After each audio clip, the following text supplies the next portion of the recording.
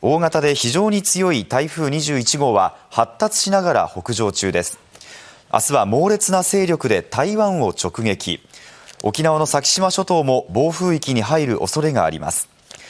その後、進路を東寄りに変えながら、土曜日には東シナ海で温帯低気圧に変わる見込みです。沖縄では、あさってにかけて高波や暴風に厳重な警戒が必要です。